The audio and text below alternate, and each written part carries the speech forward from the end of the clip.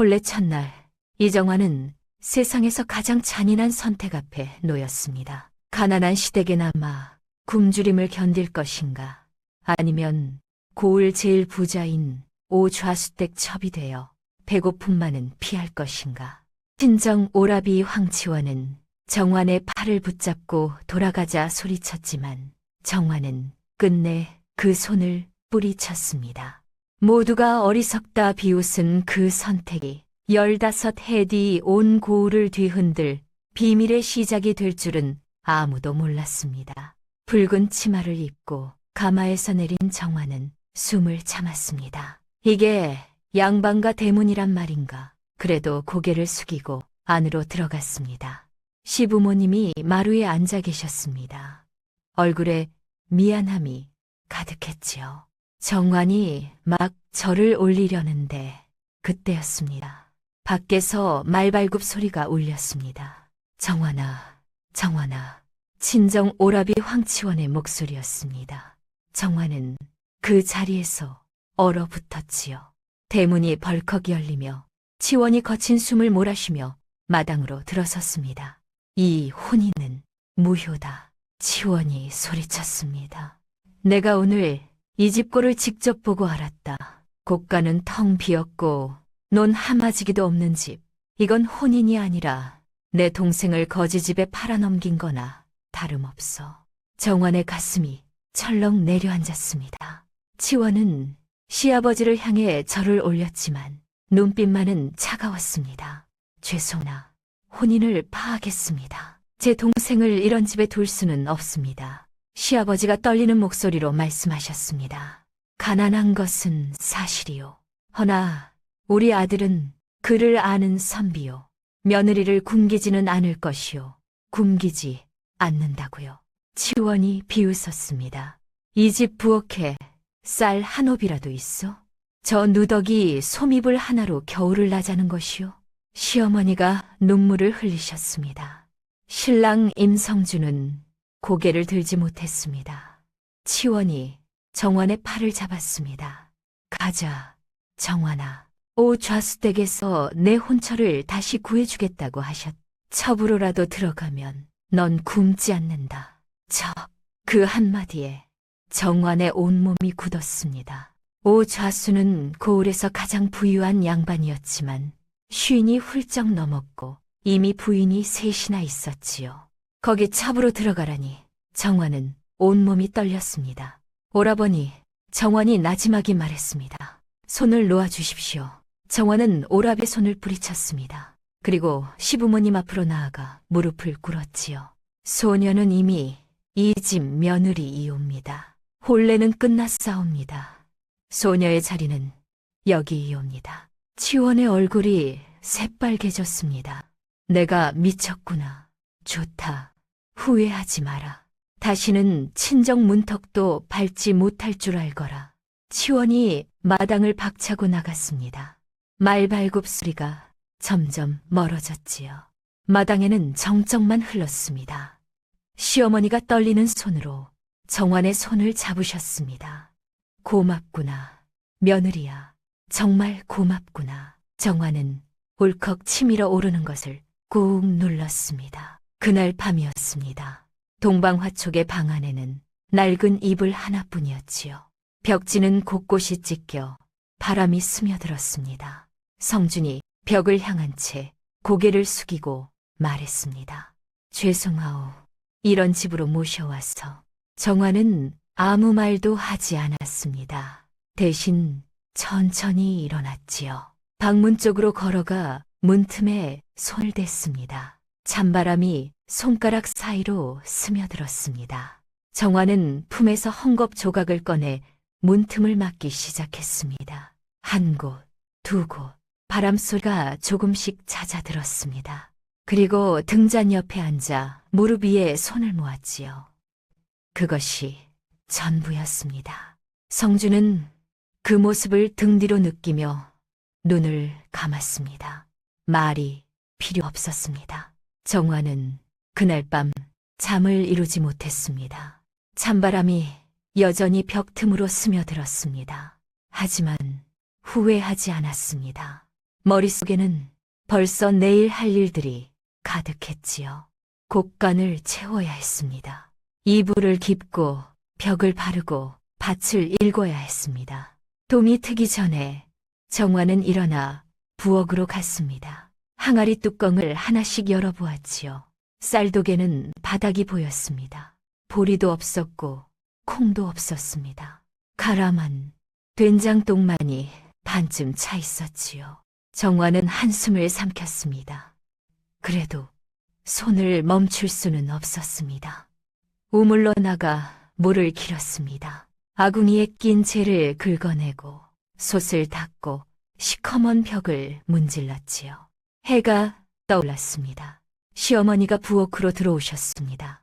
깨끗해진 부엌을 보고 눈이 휘둥그레지셨지요. 며느리가 벌써 일어났구나. 예, 어머니. 아침은 어찌하려느냐, 쌀이. 정화는 환하게 웃었습니다. 걱정 마십시오. 제가 마련하겠습니다. 정화는 광으로 갔습니다. 안에는 낡은 배 몇 필이 먼지를 뒤집어 쓴 채 쌓여 있었지요. 시아버지가 말에서 말씀하셨습니다. 그 배는 이미 상인들도 거들떠보지 않는 것이다. 오리 고르지 못하다 하더구나. 정환이 고개를 끄덕였습니다. 오리 고르지 못하면 다시 짜면 되옵니다. 뭐라고? 배를 풀어서 다시 짜면 되옵니다, 아버님.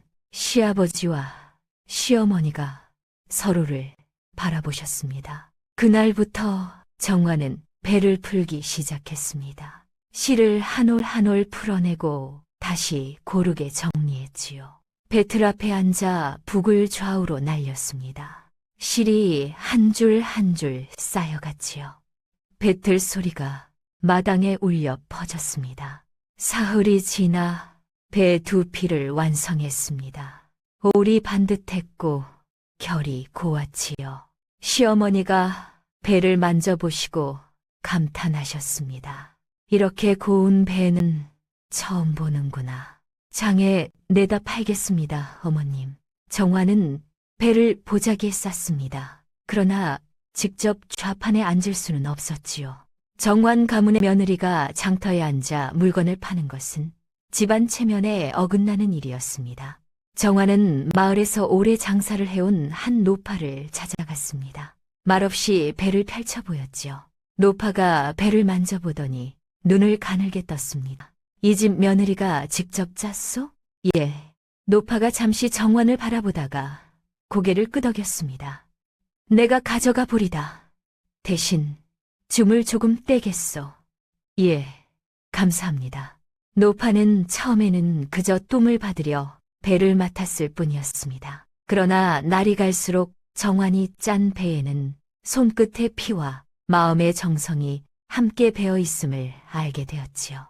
노파가 돌아왔습니다. 손에 돈이 들려 있었습니다. 넉냥이요. 상인이 처음엔 흥정을 걸었는데 내가 햇빛에 비쳐 보이니 입을 다물더구만. 정화는 넉냥을 받아 쥐었습니다. 감사합니다. 노파가 정환의 손을 잠깐 바라보더니 말없이 돌아섰습니다. 정환은 돈을 쥔 채 곧장 쌀 파는 곳으로 갔습니다. 쌀 한 마를 샀고 남은 돈으로 보리와 콩을 조금씩 샀지요. 보따리를 지고 돌아가는 길이었습니다. 그때였습니다. 길모퉁이에서 비명소리가 들렸습니다. 도둑이야, 도둑. 정환이 고개를 돌렸습니다. 한 여인이 땅바닥에 주저앉아 오열하고 있었지요. 행색이 초라했고 옆에는 대여섯 살쯤 되어 보이는 아이가 멍하니 앉아 있었습니다. 남편 약값으로 모은 돈을 도둑 맞았다는 것이었습니다. 사람들이 몰려들었습니다. 혀를 찼지요. 아이고, 저 양반 남편은 이제 어찌 되는 거요. 약도 못 쓰고 죽겠구만. 정화는 멈춰 섰습니다. 손에 쥔 돈주머니를 바라보았습니다. 그 돈이면 된장을 살 수 있었습니다. 기름도 조금 살 수 있었고 다시 배를 짤 실도 마련할 수 있었습니다. 오늘 밤 시부모님께 따뜻한 국 한 그릇을 올릴 수도 있었지요. 정화는 그것을 알았습니다. 그래도 눈길이 떨어지지 않았습니다. 그때 옆에 서 있던 아낙 하나가 정환의 소매를 잡아당겼습니다. 아씨, 저 여인 봐요. 행색이 수상합니다. 사기꾼일 수도 있어요. 어여, 가시지요. 정환은 잠시 멈췄습니다. 여인을 보았습니다. 그리고 아이의 눈을 보았지요. 아이는 울지도 못하고 어머니의 소매만 꼭 붙잡고 있었습니다. 배고픔보다 더 깊은 두려움이 담긴 눈이었습니다. 설령 사기라 해도 정환은 생각했습니다. 저 아이의 눈만큼은 거짓이 아니다. 정환은 조용히 돈주머니를 열었습니다. 이걸 쓰십시오. 많지는 않지만 약을 조금이라도 구하실 수 있을 겁니다. 그 말은 담담했지만 정환의 손끝은 떨리고 있었습니다. 그 돈을 내미는 순간 오늘 저녁 자신의 밥상에서 국 한 그릇이 사라진다는 것을 누구보다 잘 알고 있었기 때문입니다. 여인이 고개를 들었습니다. 아니, 이게 무슨... 눈물이 주르르 흘러내렸지요. 부인, 은인이십니다. 여인이 정환의 손을 붙잡습니다. 아이가 정환을 올려다보았습니다. 고맙습니다, 아씨. 또박또박한 목소리였습니다. 맑고 단단했지요. 정환은 아이의 머리를 쓰다듬었습니다. 괜찮단다. 아버지께 약 잘 드시게 하거라. 정환은 보따리를 다시 지고 집으로 돌아갔습니다. 손에 남은 돈은 몇 푼뿐이었지요. 집에 도착하니 시어머니가 쌀 보따리를 보고 눈물을 글썽이셨습니다. 며느리가 정말 쌀을 구해왔구나. 예, 어머님. 그런데 된장은, 기름은... 정환은 빙그레 웃었습니다. 다음에 사겠습니다. 오늘은 쌀만으로도 충분합니다. 그날 저녁 정환은 처음으로 이 집에서 밥을 지었습니다. 하얀 쌀밥이었습니다. 된장국도 없고 반찬도 없었지만 따뜻했습니다. 시아버지와 시어머니 그리고 성준이 밥을 드시며 눈시울을 붉히셨지요. 고맙다, 며느리야. 시아버지가 떨리는 목소리로 말씀하셨습니다. 밥을 먹고 난 뒤 정환은 다시 배틀 앞에 앉았습니다. 내일 또 장에 내다 팔 배를 짜야 했지요. 성준이 옆에 앉았습니다. 오늘 무슨 일이 있었어? 정환은 손을 멈추지 않고 대답했습니다. 아무 일도 없었습니다, 서방님.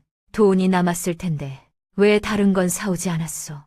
정환은 잠시 말을 멈췄습니다. 도움이 필요한 이가 있었습니다. 성준이 한숨을 쉬었습니다. 당신 마음씨는 곱지만 우리도 넉넉지 못하오. 정환이 고개를 끄덕였습니다. 알고 있습니다. 하지만 저보다 더 어려운 일을 보면 그냥 지나칠 수가 없었습니다. 성준은 아무 말도 하지 않았습니다. 그저 정환의 옆에 앉아 있었지요. 배틀 소리가 밤새 마당에 울려 퍼졌습니다. 봄이 왔습니다. 정환은 날마다 배를 짰습니다. 손가락에 굳은 살이 박혔지요. 밤 늦게까지 배틀 앞에 앉아 북을 던지고 실을 당기고 다시 북을 던졌습니다. 노파를 통해 장에 내다 팔았습니다. 처음에는 선양을 받았습니다. 그 다음에는 단양을 받았지요.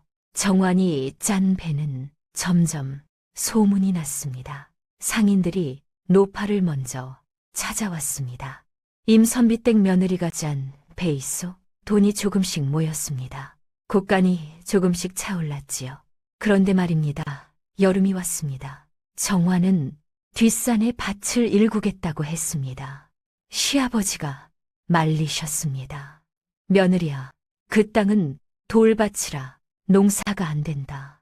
돌을 치우면 되옵니다. 아버님, 정환은 날마다 산에 올라갔습니다. 돌을 줍고 땅을 파고 씨를 뿌렸습니다. 등이 휘고 손에 피가 맺혔지요. 어느 날 성준이 따라 올라왔습니다. 정환은 마키를 들고 돌을 캐고 있었습니다. 성준이 정환 옆에 섰습니다. 내가 하겠소. 아닙니다. 서방님은 글 공부를 하셔야죠. 성준이 부치를 빼앗아 들었습니다. 글보다 당신이 더 중요하오. 둘이 함께 땅을 팠습니다. 해가 지도록 일했지요. 그때 성준이 돌 하나를 캐내다가 무언가를 발견했습니다. 돌 아래에 오래된 경계석이 묻혀 있었습니다. 반쯤 부러진 돌이었지만 글자가 새겨져 있었지요. 성준이 돌을 들어 올렸습니다. 눈빛이 굳었습니다. 정환, 이 땅은 원래 우리 집 땅이었소. 이 경계석은 할아버지 때 세운 것이요. 정환이 다가와 돌을 들여다보았습니다. 임시 가문 선산 경계를 표시하는 글자가 흐릿하게 남아 있었지요. 성준이 낮은 목소리로 말했습니다. 오 좌수 집안이 이 고을에서 세력을 잡던 때 슬쩍 경계를 밀어버린 거요. 아버지는 항의도 못하셨지. 당시에는 맞설 힘이 없었으니 정환은 경계석을 가만히 바라보았습니다. 그리고 다시 누피를 들었습니다. 그러면 더욱 읽어야지요. 서방님. 이 땅은 우리 것이었으니 밭에서 내려오는 길이었습니다. 성준이 정환의 손을 잡았습니다. 당신 손이 이렇게 거칠어졌소. 정환은 손을 빼려 했지만 성준이 놓지 않았습니다. 미안하오. 당신을 이렇게 고생시켜서. 괜찮습니다, 서방님. 나는 아무것도 못해주면서 정환이 성준의 얼굴을 바라보았습니다. 서방님, 우리 함께 있지 않습니까? 그걸로 충분합니다. 성준의 눈에 눈물이 고였습니다. 그날 밤 둘은 손을 맞잡고 잠들었습니다. 그런데 말입니다. 가을이 왔습니다. 밭에서 감자를 캤습니다. 많지는 않았지만 한 광주리는 되었지요. 정화는 기뻤습니다. 어머님, 올해는 김장도 할 수 있겠습니다. 시어머니가 눈물을 닦으셨습니다. 며느리 덕분이구나. 정말 고맙구나. 김장을 담그는데 시어머니가 물으셨습니다. 며느리야, 친정 소식은 들었니? 정환의 손이 멈췄습니다. 아닙니다, 어머님. 그래도 오라버니 아니냐, 보고 싶지 않니? 정환은 고개를 저었습니다. 저의 집은 여기이옵니다. 어머님, 아버님, 서방님이 저의 가족이옵니다. 시어머니가 정환의 손을 꼭 잡으셨습니다. 고맙구나, 며느리야. 그런데 그날 밤이었습니다. 시아버지가 기침을 시작하셨습니다. 가벼운 기침이었지요. 하지만 멈추지 않았습니다. 사흘이 지나도 닷새가 지나도 계속되었지요. 정환은 밤새 배를 짰습니다. 다음 날 노파를 통해 내다 팔고 의원을 불렀지요. 의원이 진맥을 했습니다. 폐 안에 바람이 드셨습니다. 약을 쓰셔야 합니다. 약값이 얼마입니까? 단량입니다. 정환에게 있는 돈은 넉량이었습니다. 넉량만 드리겠습니다. 약을 줄여서라도 지어주십시오. 의원이 한숨을 쉬었습니다.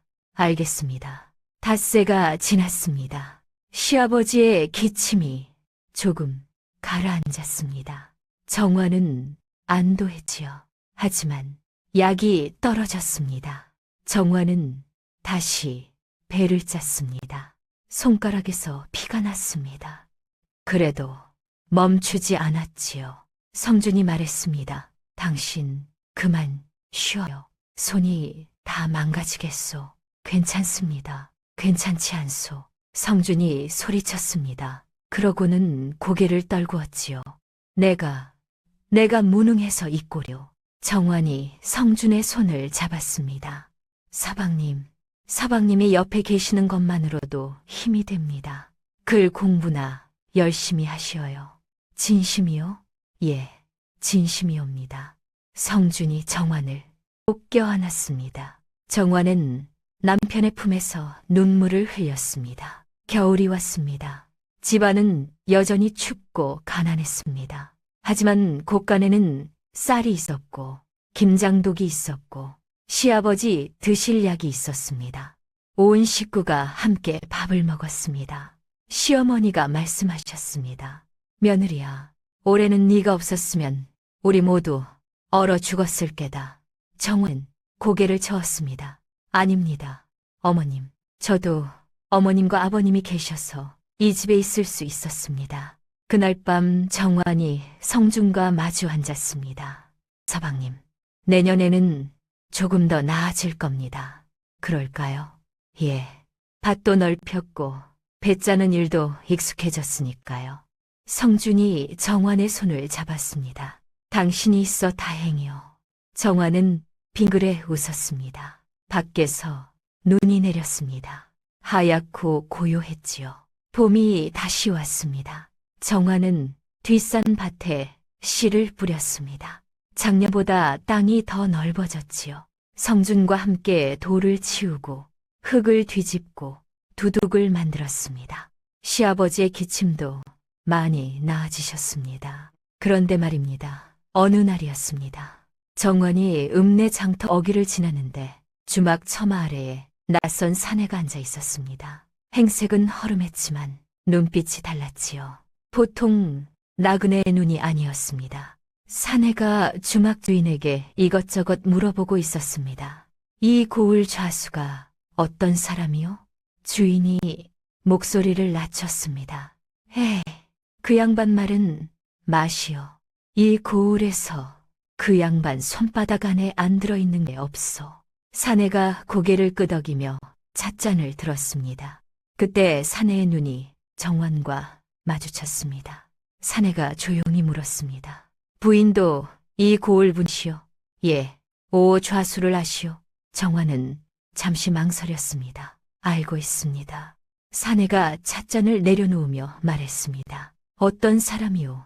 정환은 사내를 똑바로 바라보았습니다. 이 고을 백성들이 그 이름 석자를 입에 올릴 때 목소리를 낮추는 사람이옵니다.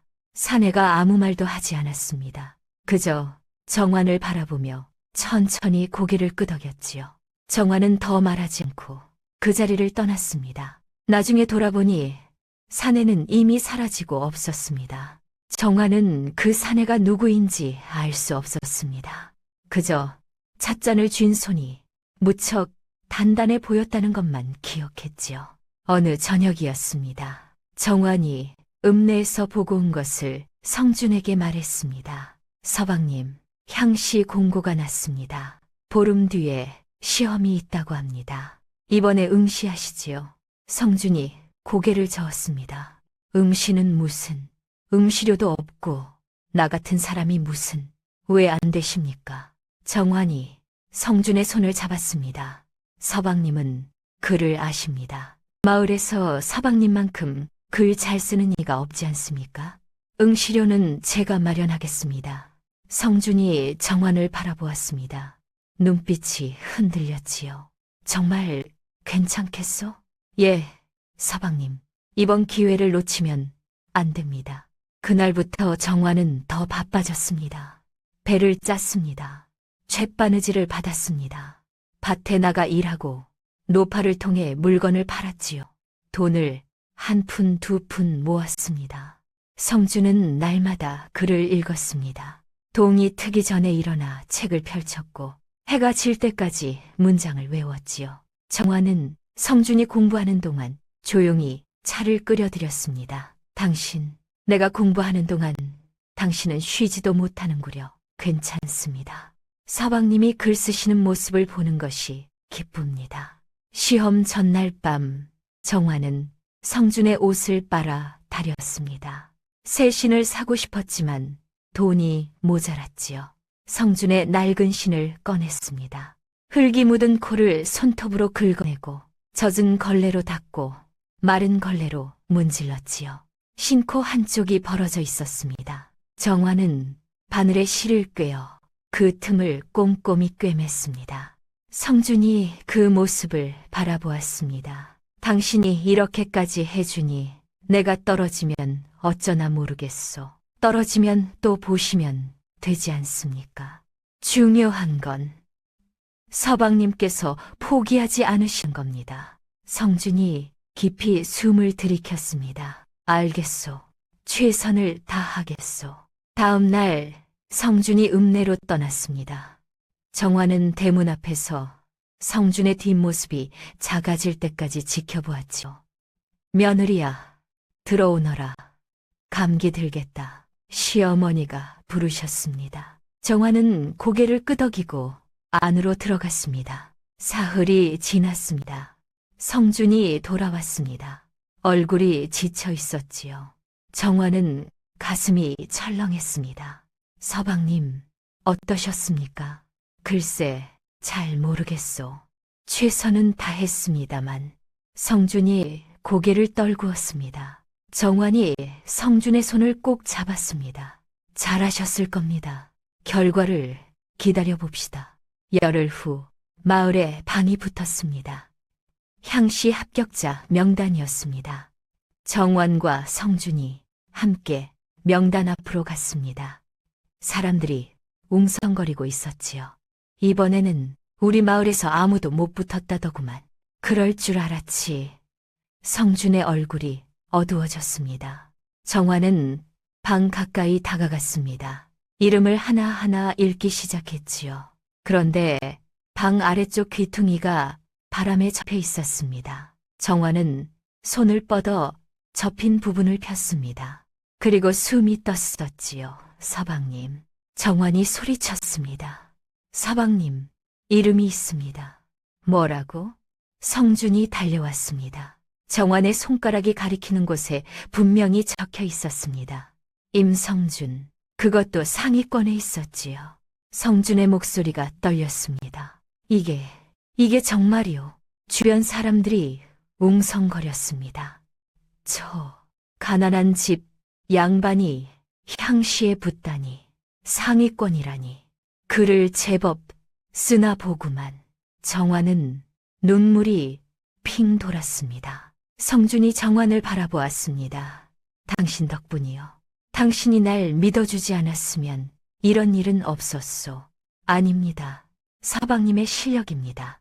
둘은 집으로 달려가 시부모님께 소식을 전했습니다. 아버님, 어머님, 서방님이 향시에 합격하셨습니다. 시아버지가 벌떡 일어나셨습니다. 뭐라고?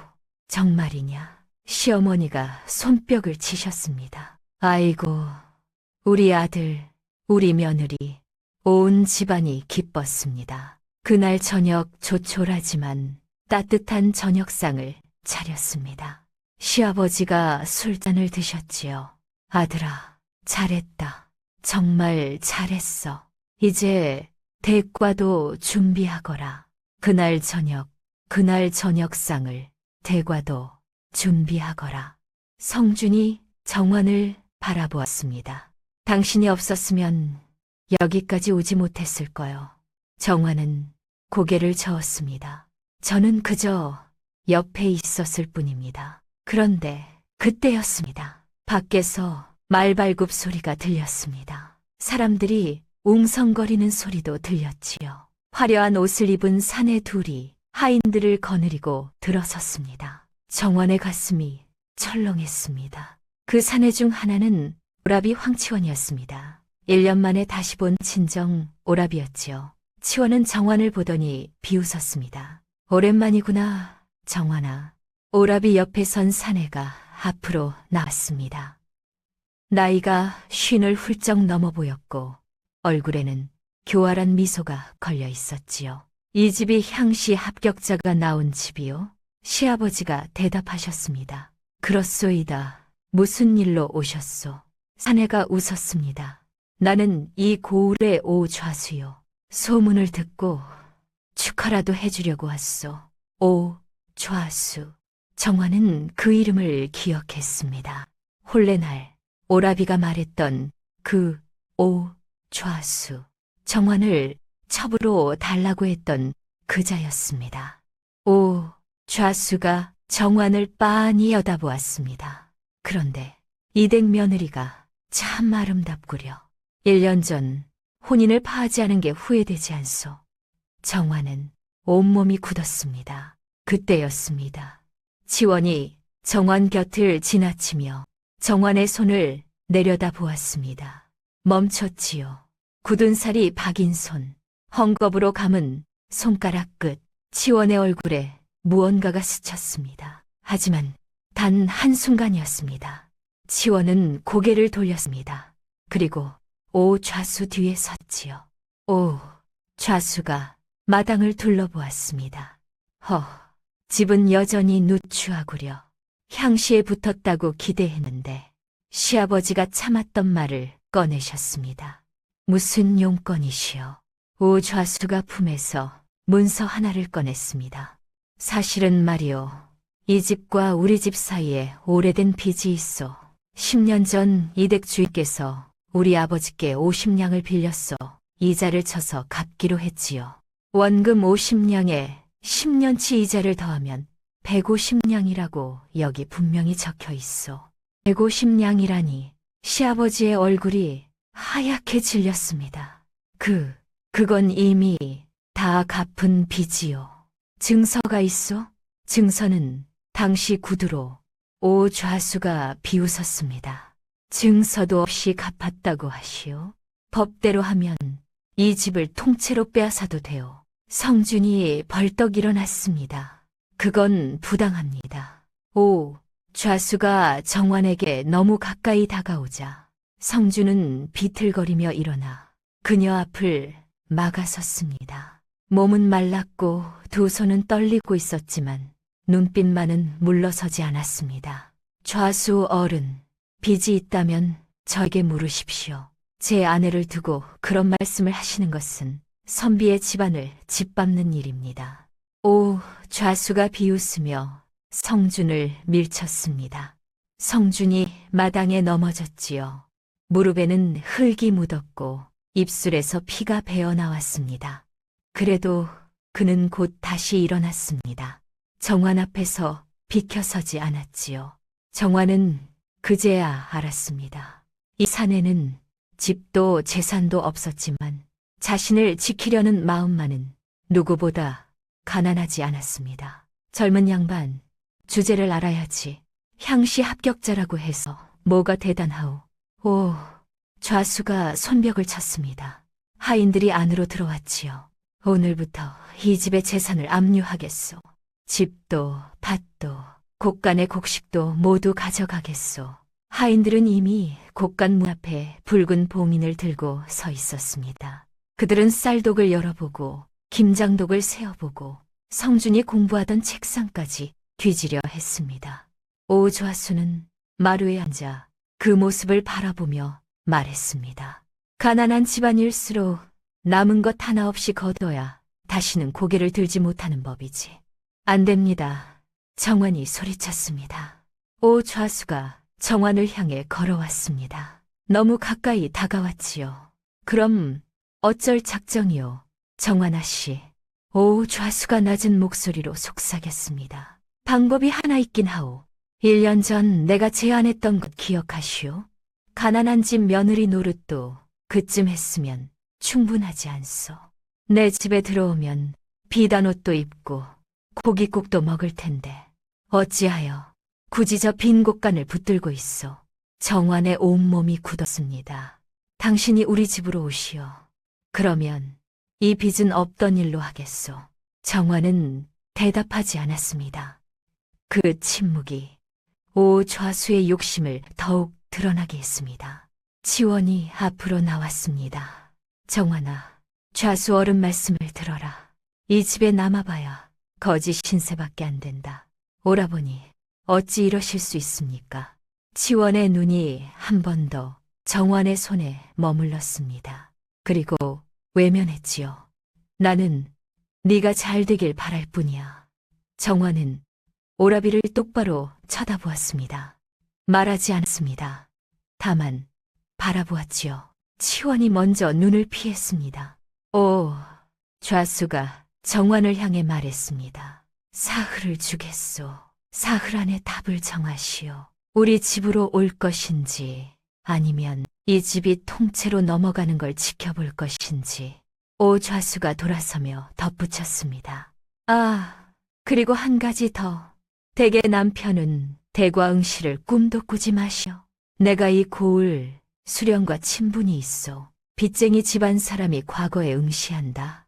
그건 안 되지. 성준의 얼굴이 하얗게 질렸습니다. 오, 좌수와 치원, 그리고 하인들이 나갔습니다. 마당에는 정적만 흘렀지요. 그날 밤 성준은 아버지의 오래된 문갑을 열었습니다. 낡은 편지와 빛바랜 제문 사이에서 작은 종이 조각 하나가 나왔습니다. 거기에는 10년 전 빚을 갚던 날 돈을 받아간 마름의 이름이 적혀 있었습니다. 박서방, 성주는 그 이름을 몇 번이나 되뇌었습니다. 다음 날 성주는 그 종이를 품에 넣고 관하로 향했습니다. 그러나 아전은 오좌수라는 이름을 듣자마자 얼굴을 굳혔습니다. 그 일은 들추지 않는 게 좋을 것이요. 성주는 내 문전박대를 당한 채 돌아와야 했습니다. 돌아오는 길에 비를 맞았습니다. 품속의 종이는 젖지 않도록 두 손으로 감싸 쥐었지만 마음만은 걷잡을 수 없이 무너졌습니다. 그래도 그는 그 종이를 버리지 않았습니다. 언젠가 진실을 말해줄 사람을 찾을 수 있으리라 믿었기 때문입니다. 그날 밤 성주는 정환에게 말했습니다. 나는 오늘 아무것도 지키지 못했소. 정환은 고개를 저었습니다. 서방님은 제 앞에 서주셨습니다. 그것이면 충분하옵니다. 성주는 아무 말도 하지 못했습니다. 그 말이 고마우면서도 더욱 뼈 아팠습니다. 시아버지가 주저앉으셨습니다. 내가 잘못했구나. 10년 전 그 돈을 빌리지 말았어야 했는데 시어머니가 시아버지를 부축하셨습니다. 여보, 당신 잘못이 아니요. 정화는 서 있었습니다. 150냥, 사흘 안에 구할 방법은 없었습니다. 그렇다고 오좌수의 집으로 갈 수는 없었습니다. 절대로 시어머니가 정환의 손을 잡으셨습니다. 며느리야, 내가 희생할 필요 없단다. 우리가 집을 잃으면 잃는 거지. 어머님, 제가 방법을 찾겠습니다. 정환은 대답했습니다. 첫날이었습니다. 오좌수의 하인이 담 너머로 소리쳤습니다. 이틀 남았습니다. 아씨. 그 말은 짧았지만 우물가의 찬물보다 더 차갑게 정환의 가슴에 내려앉았습니다. 정환은 두레박을 놓쳤습니다. 두레박이 우물 안으로 떨어지는 소리가 크게 울렸지요. 정환은 우물가에 주저앉았습니다. 손이 떨렸습니다. 그때였습니다. 담 너머에서 또 다른 목소리가 들렸습니다. 아씨. 정환이 고개를 들었습니다. 작은 얼굴이 담 위로 보였습니다. 장터에서 만났던 최 씨 부인의 아들이었지요. 아씨, 힘내세요. 아이가 소리쳤습니다. 정환은 눈물이 터질 것 같았습니다. 고맙구나. 아씨, 저희 어머니가 이거 드리래요. 아이가 작은 보자기를 담 너머로 던졌습니다. 정환이 받아보니 성냥이 들어있었지요. 많지 않지만 아씨 쓰세요. 아이가 뛰어갔습니다. 정환은 보자기를 꼭 쥐었습니다. 성냥 150냥에는 턱없이 모자랐습니다. 하지만 정환의 가슴은 뜨거웠습니다. 둘째 날이었습니다. 정환은 노파를 찾아가 배를 맡겼습니다. 급합니다. 오늘 안에 팔아주실 수 있겠습니까? 그런데 말입니다. 장터로 나간 노파가 한참 만에 빈손으로 돌아왔습니다. 눈빛이 어두웠지요. 아씨, 미안하오. 상인들이 배를 받으려 하지 않소. 오 좌수댁에서 이 배를 사는 자는 앞으로 장터에 발붙이지 못하게 하겠다 했답니다. 어제까지만 해도 먼저 찾던 이들이 오늘은 정환의 보자기만 보고도 고개를 돌렸습니다. 오, 좌수의 이름이 장터의 숨통을 틀어쥐고 있었습니다. 노파는 그래도 포기하지 않았습니다. 아씨, 장터가 사람 사는 곳이라면 아직 길이 하나쯤은 남아있을 것이오. 내가 알아보리다. 노파는 다시 장터로 나갔습니다. 한 곳 두 곳을 돌아 마침내 오좌수의 눈치를 덜 보는 먼 읍내 상인 하나를 찾아냈지요. 성냥이요. 많지 않소만 내가 할 수 있는 건 여기까지요. 정환은 노파의 손을 두 손으로 잡았습니다. 감사합니다. 이 은혜는 잊지 않겠습니다. 노파가 정환의 손을 한참 바라보다 말했습니다. 아씨, 저 아씨는 남의 것을 탐한 적이 없소. 피가 나는 손으로 배를 짜서 시부모를 먹이고 남은 푼돈으로 병든 이의 약값을 보탠 사람이요. 하늘이 모르지 않을 것이요. 하늘이 논대. 셋째 날 아침이었습니다. 성준이 관아에서 쫓겨 돌아왔습니다. 손에는 구겨진 소지가 들려 있었고 도포 자락에는 흙먼지가 묻어 있었습니다. 그래 박서방을 찾았지만 찾을 수 없었습니다. 시어머니는 끝내 눈물을 흘리며 말했습니다. 며느리야, 우리 그냥 이 집을 버리자. 목숨만 붙어 있으면 어디서든 살 수 있지 않겠니? 정화는 조용히 고개를 저었습니다. 어머님, 빼앗긴 것이 집뿐이라면 떠날 수 있사옵니다. 그러나 억울함까지 안고 떠나면 저희는 평생 고개를 들 수 없을 것이옵니다. 그날 밤 온 가족이 모였습니다. 정환이 모은 돈을 꺼내 놓았지요. 20냥도 안 되었습니다. 시아버지가 한숨을 쉬셨습니다. 이걸로는 어림도 없구나. 그때 밖에서 다시 말발굽 소리가 들렸습니다. 오 좌수가 하인들을 데리고 왔지요. 아직 하루 남았지만 기다릴 이유가 없을 것 같아 왔소. 오 좌수가 정환을 보았습니다. 답을 듣겠소. 우리 집으로 갈 것이오. 아니면 이 집이 무너지는 걸 볼 것이오. 정환은 입술을 깨물었습니다. 온몸이 떨렸습니다. 오 좌수가 다가왔습니다. 답이 없으니 거절하는 거로 알겠소. 하인들에게 손을 들어 곡간을 봉하라 명하려던 바로 그 순간이었습니다. 그 손, 거기서 멈추게. 대문 밖에서 낮고 단단한 목소리가 들려왔습니다. 모두가 숨을 삼켰습니다. 어둠 속에서 횃불이 하나둘 밝아졌고 관속들의 발소리가 마당으로 밀려 들어왔습니다. 맨 앞에 선 사내가 천천히 삿갓을 벗었습니다. 정화는 그 얼굴을 보고 숨이 덧섰습니다. 장터 주막 처마 아래에서 찻잔을 들고 오 좌수가 어떤 사람이냐 묻던 바로 그 사내였습니다. 오 좌수의 얼굴에서 피가 싹 가셨습니다. 어삿, 암행어사. 마당에 있던 모두가 숨을 죽였습니다. 암행어사. 왕이 직접 파견한 비밀 감찰관. 누구도 그 행선지를 알 수 없고 어느 고을에나 불시에 나타나 죄를 다스릴 수 있는 자였습니다. 어사가 천천히 마당으로 들어왔습니다. 오 좌수, 그대가 여기서 무엇을 하고 있는가? 그게 빚을 받으러. 빚. 어사의 목소리가 차가웠습니다. 오 좌수가 황급히 문서를 내밀었습니다. 예, 이 집에서 10년 전에 빌려간 돈이 있습니다. 150냥인데 어사가 문서를 받아들었습니다. 찬찬히 읽었지요. 어사가 뒤를 돌아보았습니다. 들어오시게. 대문 밖에서 사람들이 들어왔습니다. 먼저 들어온 것은 한 여인이었습니다. 정화는 그 여인을 보고 가슴이 철렁했습니다. 장터에서 만났던 최 씨 부인이었습니다. 여인 옆에는 아이가 서 있었지요. 아이가 정환을 보고 눈을 크게 떴습니다. 그 아이였습니다. 담 너머로 보자기를 던져주던 그 아이. 최 씨 부인이 어사를 향해 고개를 숙였습니다. 날이 저분이십니다. 제게 약값을 주신 분이십니다. 어사가 정환에게 다가왔습니다. 그리고 깊이 절을 올렸지요. 정환은 당황했습니다. 아닙니다. 고개를 드십시오. 정환이 황급히 어사를 부축했습니다. 어사가 고개를 들었습니다. 눈가가 붉었지요. 부인이 제 누이를 도와주지 않으셨다면 누이는 남편과 마지막 인사도 못했을 것입니다.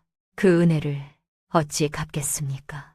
전내이 개수, 대수, 제 누이가 편지로 알려왔습니다. 이 마을에 어진 며느리가 있는데 어려운 일을 당하고 있다고. 그래서 제가 직접 이 고을로 내려온 것입니다. 그리고 며칠 전 장터에서 부인을 뵈었지요. 이미 부인이 어떤 분인지 알고 있었습니다. 정화는 그제야 깨달았습니다. 주막 처마 아래 앉아있던 그 사내, 오 좌수를 어떤 사람이냐 물었던 그 눈빛, 그것이 이 사람이었습니다.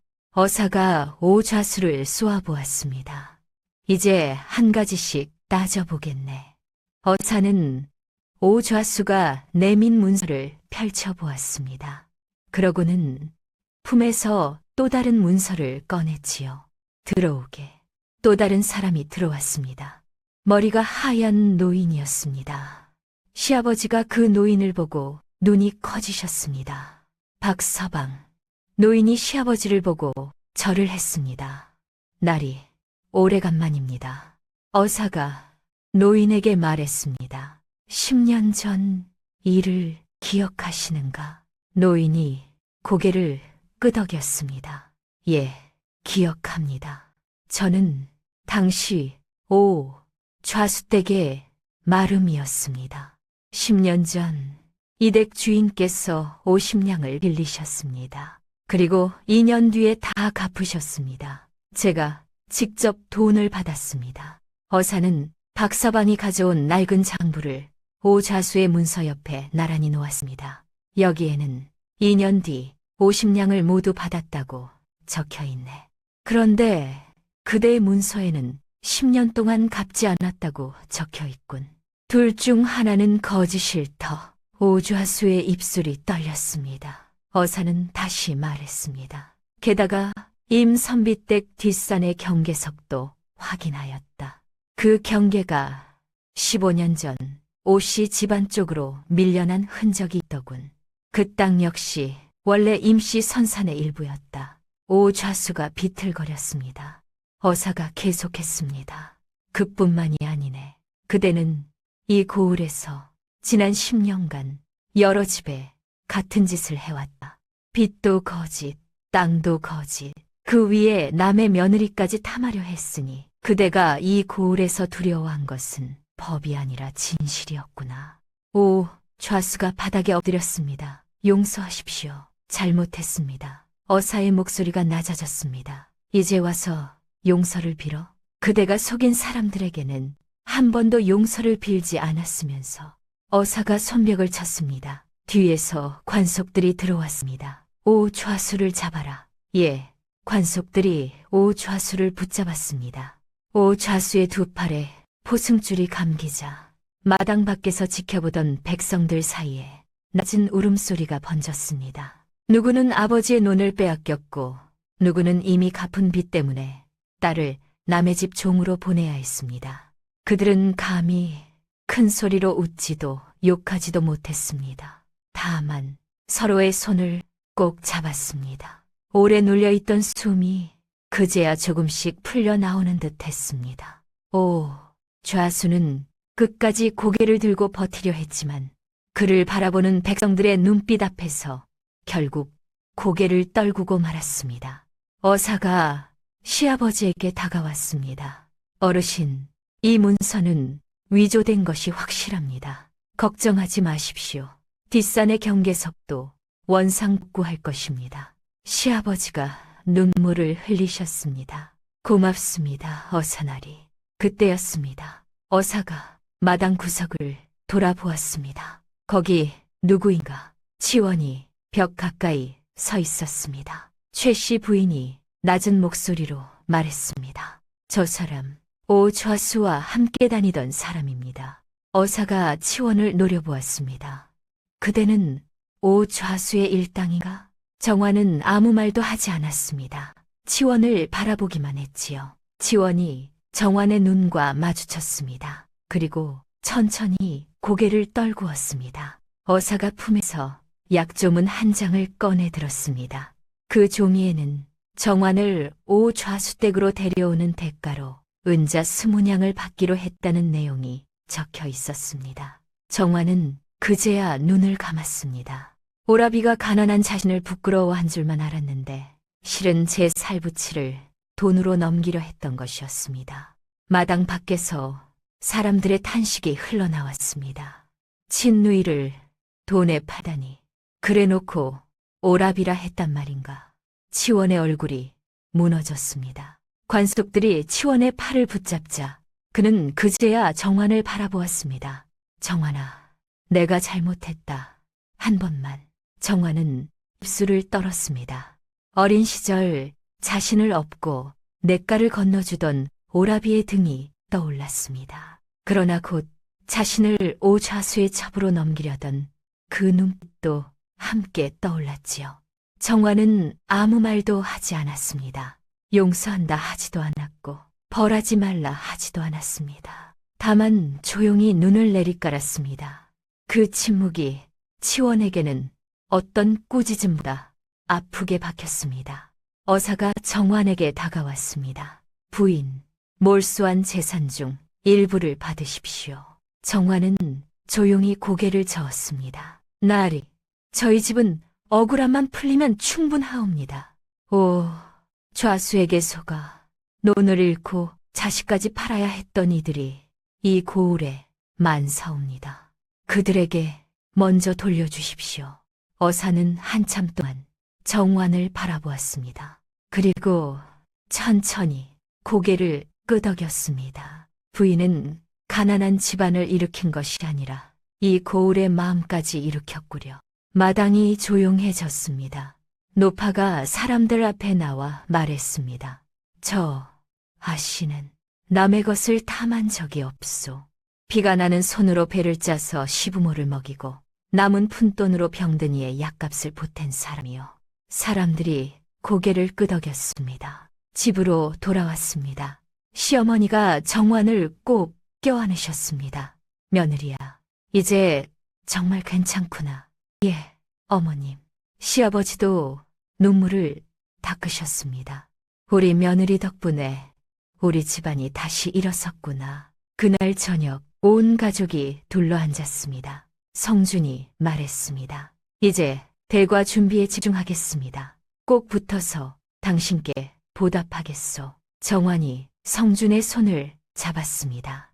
서방님이 곁에 계시는 것만으로도 저는 행복합니다. 시어머니가 말씀하셨습니다. 며느리야, 이제 친정과는 완전히 인연을 끊은 셈이구나. 정환은 잠시 아무 말도 하지 않았습니다. 그러고는 고개를 끄덕였지요. 예, 어머님. 하지만 괜찮습니다. 제 진짜 가족은 여기 계시니까요. 시아버지가 정환의 손을 잡으셨습니다. 고맙구나, 며느리야. 정말 고맙. 밖에서 봄바람이 불어왔습니다. 1년이 흘렀습니다. 가을이었습니다. 성준이 대과 시험을 보러 한양으로 떠났지요. 정환은 대문 앞에서 성준의 뒷모습이 보이지 않을 때까지 지켜보았습니다. 서방님, 조심히 다녀오십시오. 걱정 마시오. 꼭 좋은 소식 들고 오겠소. 한 달이 지났습니다. 어느 날 아침 관화에서 사람이 왔습니다. 대과 급제자 명단이 도착했습니다. 정환과 시부모님이 함께 관화로 달려갔습니다. 사람들이 벌써 모여 있었지요. 정환은 숨을 죽이고 이름을 하나하나 읽었습니다. 방 아래쪽에 손이 갔습니다. 그날 향시 방처럼 접혀 있지는 않을까. 정환은 방 전체를 천천히 읽었습니다. 그리고 있었습니다. 임성준. 상위권에 또렷이 적혀 있었지요. 정환이 소리쳤습니다. 있습니다. 서방님 이름이 있습니다. 시아버지가 주저앉으셨습니다. 우리 아들이 급제했구나. 시어머니가 눈물을 흘리셨습니다. 보름이 지났습니다. 성준이 돌아왔습니다. 관복을 입고 있었습니다. 얼굴에는 환한 미소가 걸려 있었지요. 정환이 대문 앞으로 달려갔습니다. 서방님. 성준이 말에서 내려 정환을 껴안았습니다. 당신 해냈소. 축하드립니다. 서방님. 온 마을 사람들이 모여들었습니다. 그날 저녁 어사가 직접 찾아왔습니다. 축하하네. 젊은 선비. 훌륭하네. 감사합니다. 어사나리. 어사가 정환을 보았습니다. 부인 덕분입니다. 부인이 옆에서 도와주지 않았다면 이런 일은 없었을 겁니다. 정환은 고개를 저었습니다. 서방님의 실력입니다. 어사가 웃었습니다. 두 분이 참 잘 어울리십니다. 세월이 흘렀습니다. 4년이 지나 성준은 관직을 받아 지방 수령이 되었습니다. 집도 새로 지었지요. 대문이 반듯했고 마당이 넓었습니다. 곳간에는 쌀이 가득했습니다. 하지만 정환은 여전히 검소하게 살았습니다. 집안에 곡간이 가득 찬 뒤에도 비단 옷을 즐겨 입지 않았습니다. 해진 소미를 보면 손수 꿰매 입었고 밥상 위에 반찬이 많으면 먼저 시부모님의 그릇을 살폈지요. 어려운 사람들을 도왔습니다. 마을에 흉년이 들면 곡간을 열어 쌀을 나눴습니다. 병든 사람이 있으면 약값을 댔지요. 그런데 말입니다. 성준이 수령이 된 뒤 얼마 지나지 않아 한 과부가 어린아이를 데리고 관아 앞에 엎드렸습니다. 그녀 역시 이미 갚은 빚 때문에 논을 뺏길 처지였습니다. 아전들은 문서가 있으니 더 볼 것도 없다 했습니다. 그날 밤 성준은 오래도록 잠을 이루지 못했습니다. 정화는 조용히 등잔에 기름을 보탰습니다. 그리고 낮은 목소리로 말했습니다. 서방님, 글자가 진실을 가릴 때도 있사옵니다. 10년 전 아버님의 빈 문서가 그러했듯이 말입니다. 다음 날 성준은 문서만 보지 않고 사람을 불렀고 땅을 살폈고 오래된 장부를 뒤졌습니다. 그리고 마침내 또 하나의 거짓 빚을 밝혀냈습니다. 과부는 논을 돌려받았습니다. 그 소식이 고을에 퍼지자 사람들이 말했습니다. 임수령 어른은 문서가 아니라 사람을 보는 분이시다. 성준은 그날 저녁 정환에게 말했습니다. 당신이 가르쳐 준 것이오. 정환은 고개를 저었습니다. 서방님이 스스로 깨달으신 겁니다. 또 3년이 흘렀습니다. 정환에게 아이들이 생겼습니다. 첫째 아들은 씩씩하고 똑똑했지요. 둘째 딸은 어머니를 닮아 마음씨가 고왔습니다. 정환은 아이들에게 배틀 앞에 앉아있던 자신의 손을 보여주었습니다. 이 굳은 살이 부끄러운 것이 아니다. 사람은 손으로 밥을 짓고 손으로 남을 일으키며 손으로 자기 삶을 지키는 것이니라. 아이들이 왜 어머니는 좋은 옷을 입지 않느냐 묻자 정환은 웃으며 대답했습니다. 옷이 사람을 높이는 것이 아니란다. 배고픈 이에게 밥 한 그릇을 내어줄 수 있는 마음이 사람을 높이는 것이지. 어느 봄날이었습니다. 정환은 홀로 뒷산에 올랐습니다. 15년 전 성준과 함께 돌을 치우던 그 밭에는 이제 복사꽃이 흐드러지게 피어 있었습니다. 바람이 불 때마다 연분홍 꽃잎이 눈처럼 흩날렸지요. 정환은 한때 땅속에 묻혀있던 경계석 옆에 조용히 앉았습니다. 그날 그녀가 지켜낸 것은 한 조각 땅만이 아니었습니다.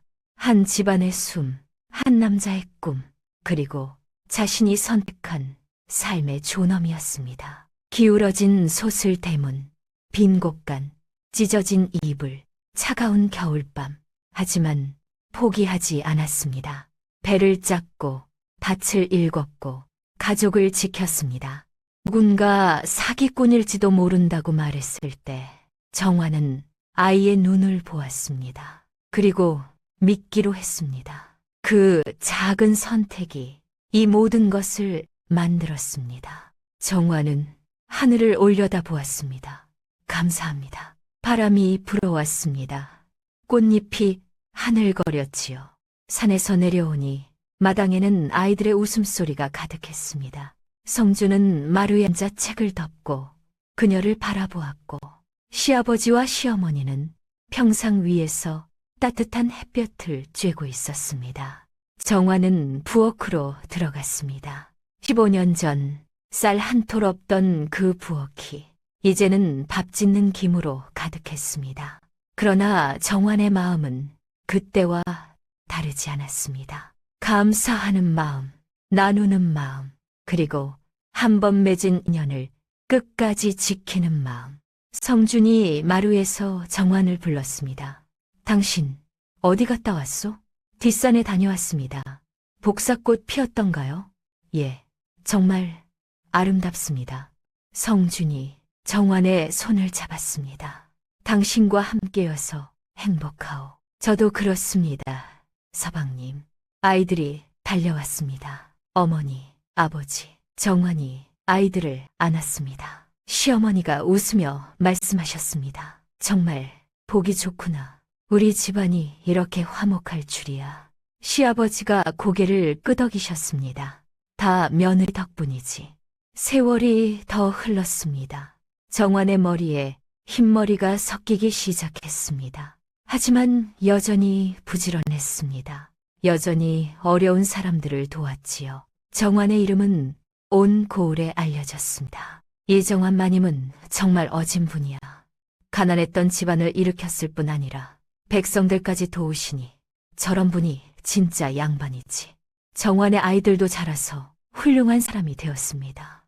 아들은 아버지처럼 과거에 급제했습니다. 딸은 어머니처럼 어진 마음씨로 시가를 잘 섬겼지요. 사람들은 훗날 말했습니다. 이정환이 집안을 일으킨 것은 배를 잘 짜서도 남편을 과거에 급제시켜서도 아니었다고. 가난 앞에서 도망치지 않았고 억울함 앞에서 무릎 꿇지 않았으며 자신보다 더 어려운 사람을 외면하지 않았기 때문이라고. 그래서 그 집의 복은 곳간에서 나온 것이 아니라 정환의 마음에서 피어난 것이었습니다.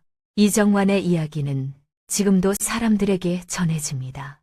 포기하지 않는 것의 힘, 어진 마음의 힘, 그리고 의심 속에서도 믿기로 선택한 그 작은 용기의 힘. 그 모든 것이 이정환의 삶에 담겨 있습니다.